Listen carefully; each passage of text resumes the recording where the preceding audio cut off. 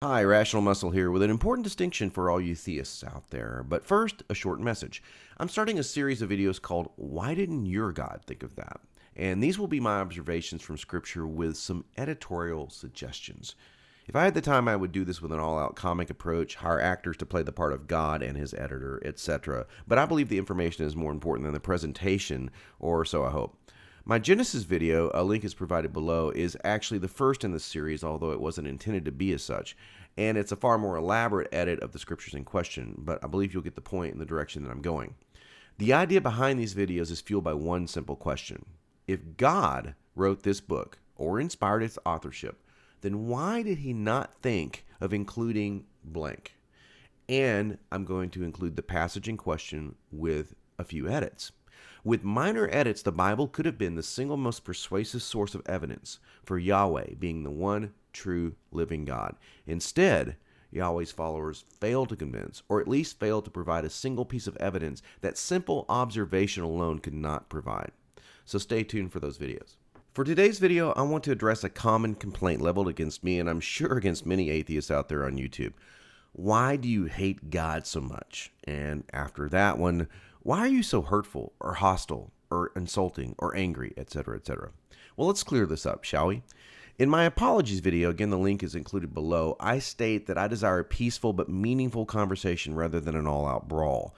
While the irrational out there often prompt me to remove my kid gloves, and occasionally that's kind of fun, I see far more productivity on both sides of the keyboard from chatting with believers like Baltimore as an example. He's an ardent anti-atheist, but a man whom I've grown to respect for his convictions and willingness to change his own tone of voice, especially when mine wasn't any better than his to begin with.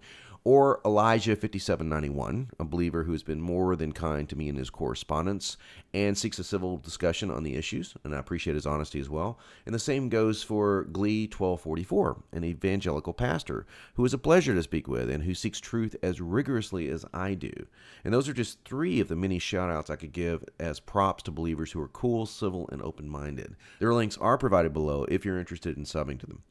The folks I cited now understand that I do not hate God. I reject their deity's claim to be God. There is a huge difference. I cannot hate that which I do not believe in, but I can and do detest the character called Yahweh in the Old Testament.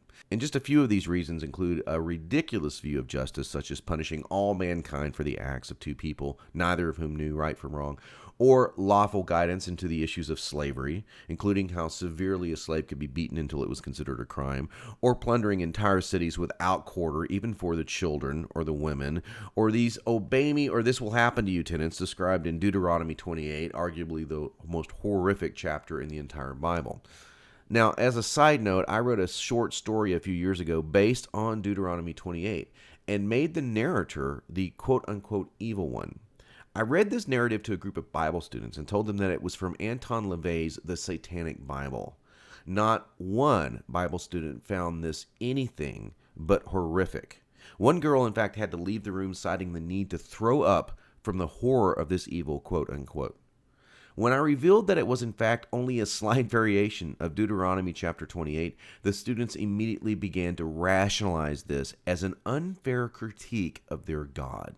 Some things never change. And I intend to repeat this experiment, only this time using video on YouTube, so look for that in the coming days. While I could produce 100 videos on the atrocities of Yahweh, or at least as I see them atrocities, it's far more important, I think, for us to start at the very beginning. So hopefully you'll bear with me. And the very beginning is what I call the big question. Paul asked the big question in the book of Romans, chapter 9, verses 1 through 24. And it's asked indirectly throughout the entire Bible. And what is the big question? Who are you, O man, to question God? Mind you, Romans chapter 9 is one of the most problematic chapters in the Bible for Christian apologists, as Paul is, if anything, laying down the framework for what would later become Calvinist theology. Nonetheless, my point is that Paul's question is based on a flawed premise. Paul assumes that we all know that Yahweh is God. If this was universally accepted, then it in fact would not be a good idea to question the creator of the universe, but it is not. It was not even accepted in Paul's day, although his audience was comprised of mostly believers, and it is certainly not widely accepted in our day. In fact, I will give Paul a serious rebuttal. Who are you, O fool, not to question the claim that Yahweh is God. It is the claim that should be questioned by any rational human being, as this answer will dictate your very existence and perhaps your eternal soul. I would say questioning Yahweh's claims of divinity is arguably the single most important thing any truth seeker could do. I questioned his claims, and I personally found them lacking.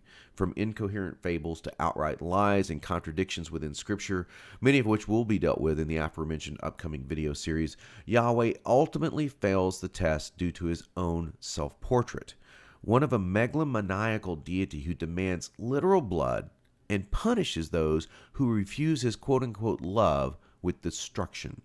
Now, if this is the God of the universe has a lot of explaining to do. So yeah, if your God is Yahweh, your God sucks. But hey, it's nothing personal. This is not an attack on you as a believer. There are millions of believers out there that are living extraordinary lives whom I deeply respect, despite having a God that to me sucks as a deity. And I, for one, think Jesus was a massive improvement on Yahweh, God 2.0 if you will, but nonetheless, Yahweh still sucks.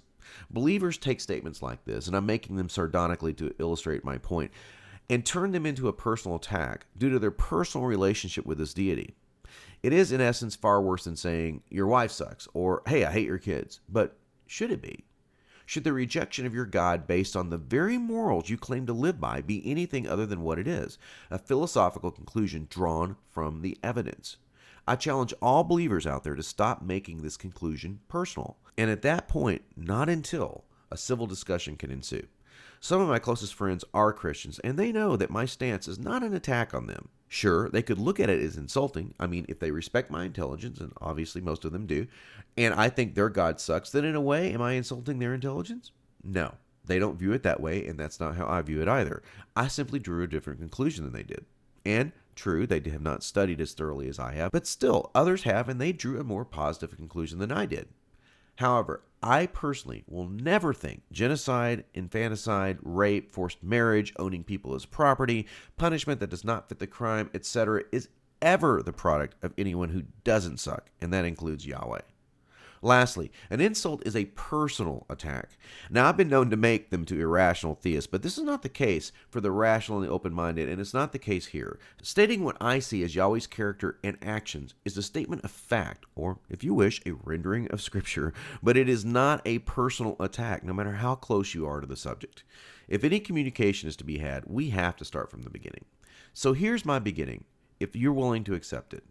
Why do you, as a theist, accept Yahweh's claims to be God? Let's just forget the whole El and Elohim separation for a moment and focus only on Yahweh. If you have an answer, write a civil response below because I would love to hear what you think. Thanks for watching.